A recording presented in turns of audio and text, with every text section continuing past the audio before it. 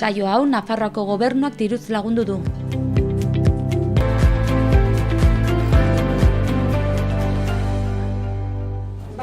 Conseguir zerbait eskuratu niretzat. Eta kasu honetan, zen... Hau ere, guk segurazki ezautuko dute nire ganatu.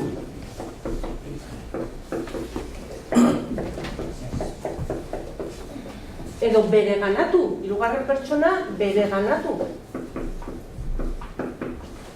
Hau ezautzen duzue, bai? Bere ganatu. Hori bere egin, hirugarren pertsona batek, bai? Iretu. Bai? Ire ganatu. Berdina da.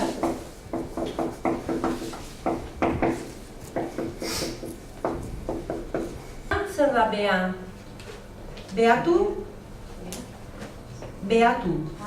Begiratu. Kasu honetan da, egon nire zain, begiratu, egon zaitez begira, ia noiz etortzen nahi zen. Zaude, imperatiboa, egon zaitez, bai?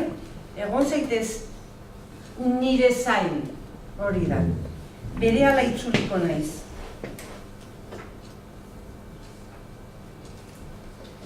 Beno, oso ongi. Hogeita sortzean... Bai? Esan horrek, Juantok inoiz ez zuen pensatu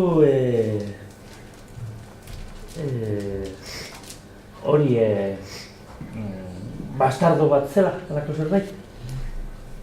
Bai, horrelako zerbait itxoen esaldia bilatu behar dut. Ez, estarroan hori esaten da. Borta esaten dute, baina naiz horritzen hori momentu batean. 28. orrialdean azken lerrokadan agertzen da Juantxo hitz egiten ari dela Domengarekin, bai? Domengarekin. Eta orduan Domengak egia batzuk aitortu dizkio, Juantxori kontatu dizkio, eta esaten du Juantxok begiak, hau da, bista etxiola kentzen begietatik. Begiratzen ziola Domengari. Eta ari zela pentsatzen, ja benetan beharrak aginduta edo ala beharrak, horrela, esaten zuen, esku batek utzitako umearengan, ja pentsatu ote zuen noizbait. Badakigu emaginak ume hartu eta utzi zuela elizatarian, bai? Orduan Juantxo pentsatzen nahi da, emakume hori, hau da emaginak, edo bere amak ere bai, amaginak umea utzi zuen han, elizan.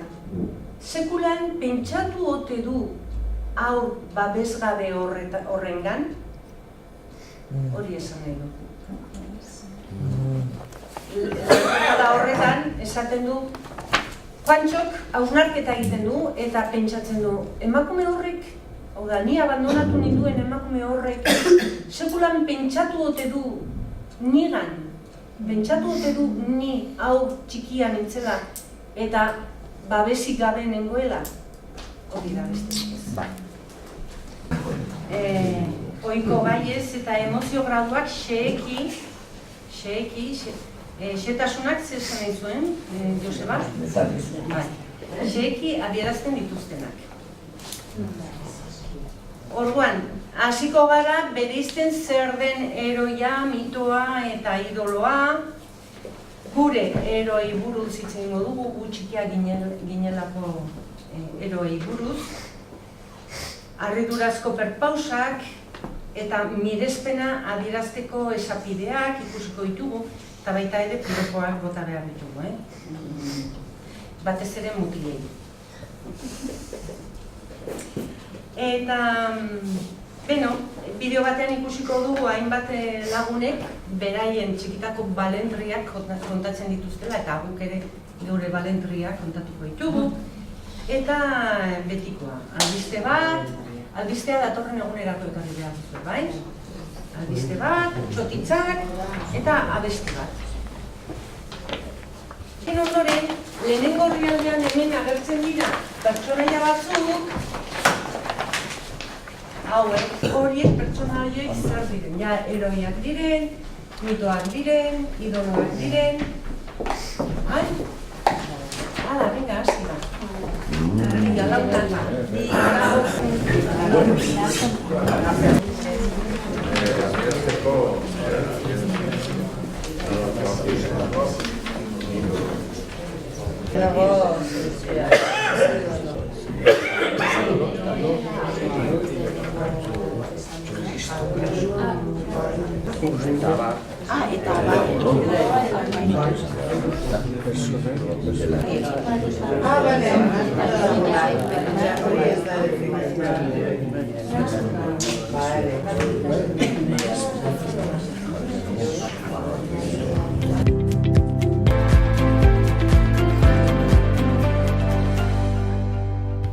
Kaixo, ni Gentzaner Ripodaz naiz, Agoitzekoa naiz, baina Odietan bizi naiz.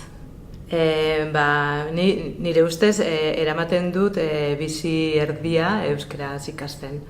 Hasi nintzen oso gaztea, baina beti gehien faltatzen zaidana da azken pasua, hitz egitea eta ulertzea eta hori. Eta zein izan zen arrazoi nagusia?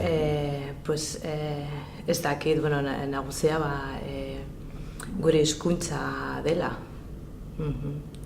Uste dut, hori zela nire arrazoi nagusiena. Hemengo esperientzia, hemen Zubiarten, ona da. Ni egiten ari naiz mintza, eta mintzatzen dugu klasean.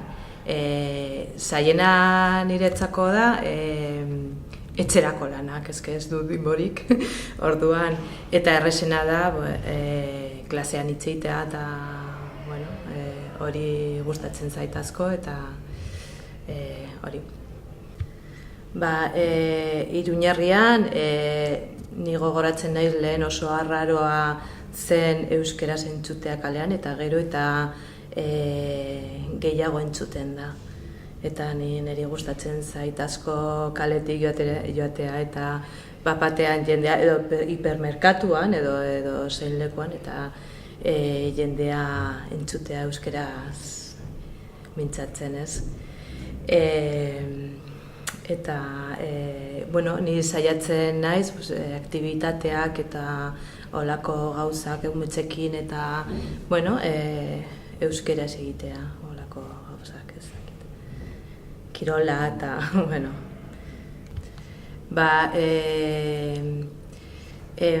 nik uste dut orain aukera asko dagoela euskaraz ikasteko.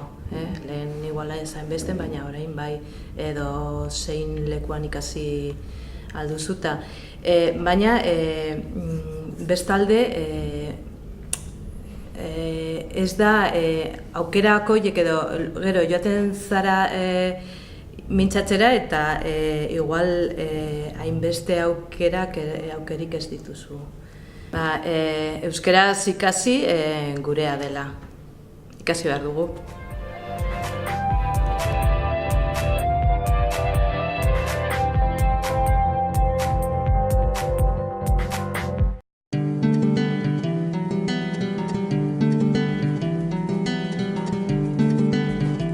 Saio hau Nafarroako Gobernuak diruz lagundu du.